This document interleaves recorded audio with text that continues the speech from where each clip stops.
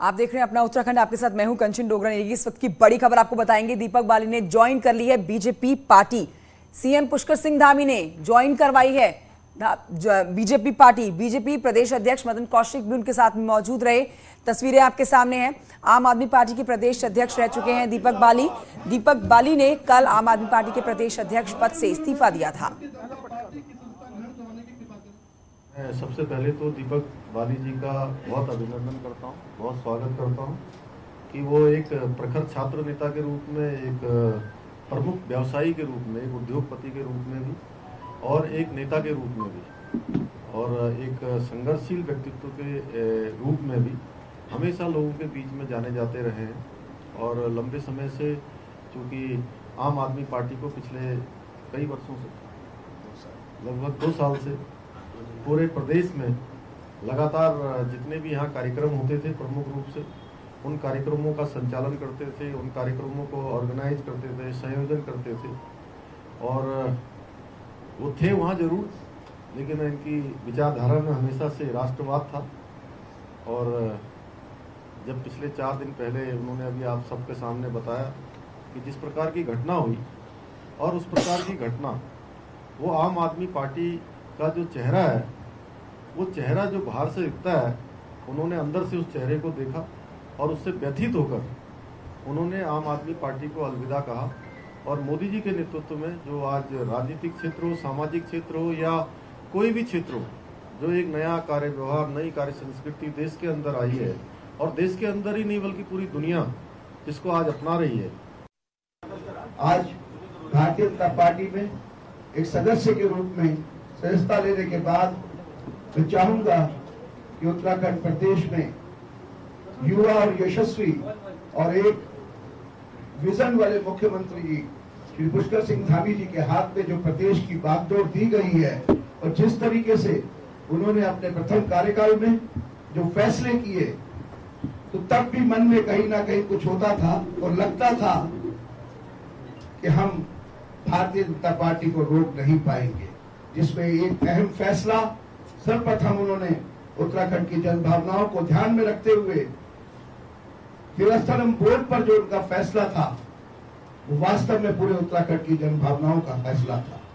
बाली जी एक संघर्षशील नेता के रूप में उनकी छवि बनी है, और निश्चित रूप से आज भारतीय जनता पार्टी में जब वो सदस्यता ग्रहण कर रहे हैं, तो भारतीय जनता पार्टी में निश्चित रूप से ऐसे संघर्षशील नेता के रूप में वो काम करेंगे, जहां जिस क्षेत्र में भी, जिस क्षेत्र में जाकर वो कार्यकर्ताओं के बीच में काम करेंगे, वहां पार्टी निश्चित रूप से मजबूत होगी। और पार्टी के अंदर भी ऐसे संघर्षशील नेताओं के लिए अनेक रास्ते हैं, अनेक काम करने के लिए अपॉर्चुनिटी है।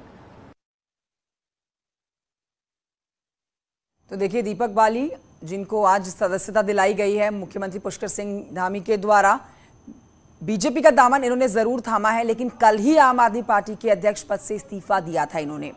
तो प्रदेश में एक बड़ी जिम्मेदारी आम आदमी पार्टी के लिए संभाली थी विधानसभा चुनाव के दौरान, जिसमें फेल साबित हुए और पार्टी एक सीट भी नहीं जीत पाई।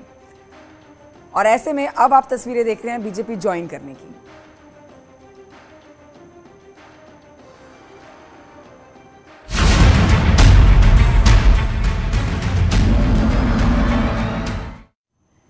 और आइए अब आपको बताते हैं, सदन को 3 बजे तक के लिए स्थगित किया गया है।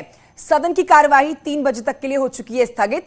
विपक्ष के हंगामे के बाद सदन की कार्यवाही को स्थगित कर दिया गया है। विपक्ष ने वेल में आकर नारेबाजी की। विपक्ष ने वेल में आकर जो नारेबाजी की है, उसकी तस्वीरें आप देख रहे हैं। सरकार पर गंभीर आरोप लगाए गए हैं। सवालों का जवाब नहीं देने का आरोप लगाया। विपक्ष के सवालों का सदन में जवाब नहीं दिया, और इसी को लेकर अपनी नाराजगी दिखाते हुए वेल तक जहां पहुंचे, यहां आपको हम तस्वीरें दिखा रहे हैं। नेता प्रतिपक्ष ने यहां पर सवाल उठाए थे, सरकार के जवाब से संतुष्ट नहीं थे।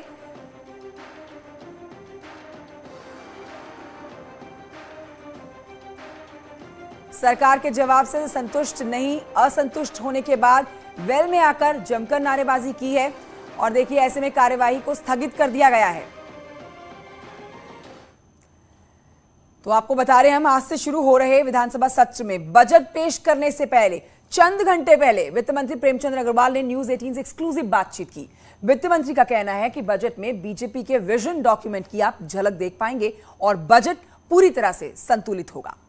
देखिए, ये बजट जो है पूरे उत्तराखंड की जनता को समर्पित है और हमने जिस प्रकार से अपने संकल्प पत्र में अनेकों बातें जो कही है उसमें हम लोग इसमें दृष्टिगोचर कर रहे हैं। जैसे हमारे दृष्टिपत्र में था कि हम लोग चुनाव जीतने के बाद महिलाओं को 3 गैस सिलेंडर रिफिल करा के 1 वर्ष में देंगे। हालांकि जो हमारे माननीय प्रधानमंत्री जी ने हमारे इस पूरे देश के लिए जो योजना चलाई है उज्ज्वला योजना, उससे बढ़ के हम लोग 3 सिलेंडर यहाँ दे रहे हैं, वो प्रावधान हमने किया है महिलाओं के लिए। इसी रूप में जिस प्रकार से घसियारी योजना हमारे एक बहुत महत्वाकांक्षी हमारी योजना है, उसको 4 जिलों तक सीमित था पिछले दौरान, अब उसको बढ़ाने का काम कर रहे हैं।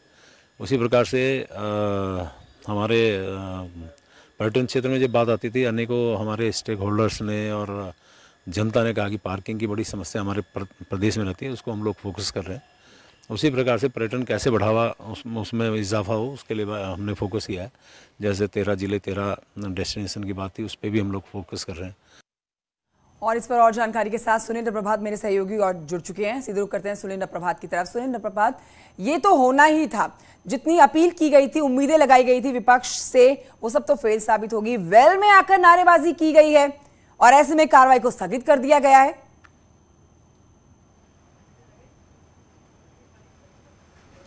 बिल्कुल कंचन, और विपक्ष का जो रुख था, जिस आक्रामक तरीके से आज विपक्ष सदन में दिखाई दिया, उसकी पहली झलक सेशन शुरू होने से पहले हमारे दर्शकों ने देखी होगी कि जब गैरसैंण में ग्रीष्मकालीन सत्र न कराने को लेकर विपक्ष ने यहां पर जोरदार हंगामा किया था।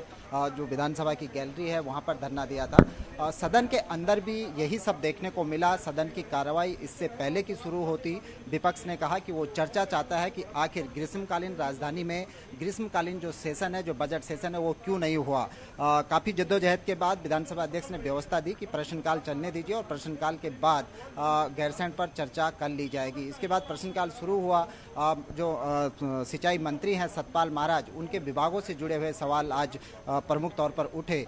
कई मौके ऐसे आए जब विभागीय मंत्री विपक्ष के सवालों का जवाब नहीं दे पाए, विपक्ष के सवालों में घिरते हुए नजर आए। संसदीय कार्य मंत्री प्रेमचंद अग्रवाल को कई बार हस्तक्षेप करना पड़ा।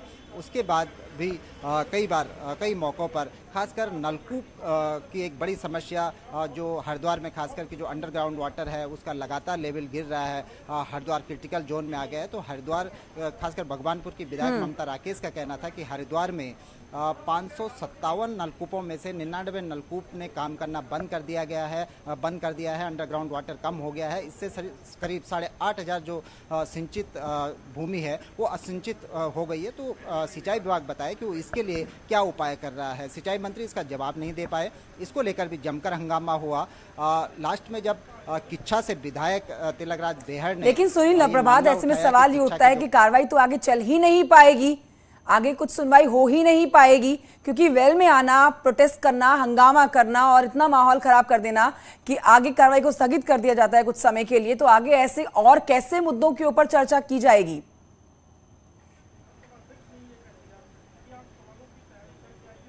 देखिए, तिलकराज बेहड़ का मामला था। किच्छा कोतवाल पर उन्होंने अभद्रता का मामला आरोप लगाया था।